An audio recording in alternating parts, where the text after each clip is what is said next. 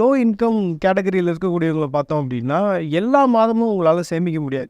இந்த மாதம் அவங்க ரூ. 5000 சேமிக்கிறாங்கன்னா, அடுத்த மாதம் வந்து அவங்களால 5000 சேமிக்கவே முடியாது. ஏன்னா, அதற்கான செலவுகள் அப்படின்றது நிச்சயமா இருக்கும். செலவுகள் அப்படின்றது வந்து இப்ப நீங்க சொன்ன மாரி இஎம்ஐல ஃப்ரிட்ஜ் வாங்குனதோ, இல்ல டிவி வாங்குனதோ மட்டும் கிடையாது.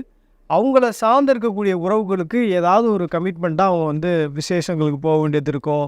இல்ல கோயில்களுக்கு போ வேண்டியது ஏதோ ஒண்ணு இருக்கும். ஸோ, அப்ப அந்த மாதிரியான கமிட்மெண்ட்ஸ் இருக்கக்கூடியவங்க எப்படி தங்களுடைய முதலீட வந்து பிளான் பண்ணணும்? முதல்ல வந்து அவங்களுடைய ரெக்குயர்மெண்ட்டை 3ஆ பிரிச்சுக்கணும். நீண்ட காலத்துக்கு பொண்ணு படிப்பு, இந்த மாதிரி ஒரு மீடியம் டேர்மு, இன்னொன்று வந்து திடீர் தேவைகள். இந்த மாதிரி 3 தேவைகளை முதல்ல பிரிச்சிடும்.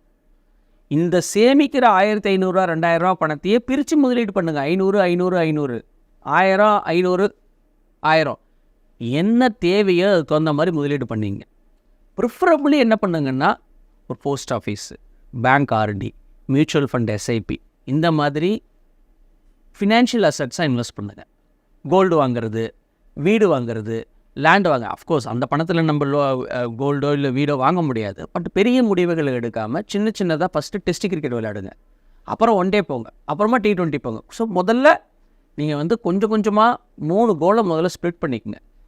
அவசர தேவை 1 வருஷத்துக்குள்ளே வேணும் அப்படின்னா பேங்க் எஃப்டியில் வச்சுக்கோங்க. ரெக்கரிங் டெபாசிட்டில் முதலீடு பண்ணுங்கள். இல்லைன்னா டெட் மியூச்சுவல் ஃபண்ட்ஸில் முதலீடு பண்ணுங்கள். ஈக்விட்டி சேவிங்ஸ்னு ஒரு ப்ராடக்ட் இருக்குது மியூச்சுவல் ஃபண்ட்ஸில், அதில் முதலீடு பண்ணலாம். இதெல்லாம் 1 இயருக்குள்ளே, 1 வருஷத்துலேருந்து 3 வருஷத்துக்குள்ளே இல்லை 5 வருஷத்துக்குள்ளே ஒரு தேவை இருக்குன்னு அதுக்கு தகுந்த மாதிரி ப்ராடக்ட்ஸ் இருக்குது, அதில் முதலீடு பண்ணிக்கலாம். எனக்கு வந்து 25 வருஷத்துலேயே ரிட்டையர் ஆகணும், 30 வருஷத்தில் ரிட்டையர் ஆகணும்னா அதுக்கு நீங்கள் ஈக்விட்டி மியூச்சுவல் ஃபண்ட்ஸோ இல்லை ஈக்விட்டியில் இன்வெஸ்ட் பண்ணுறது உங்களுக்கு புத்திசாலி. ஸோ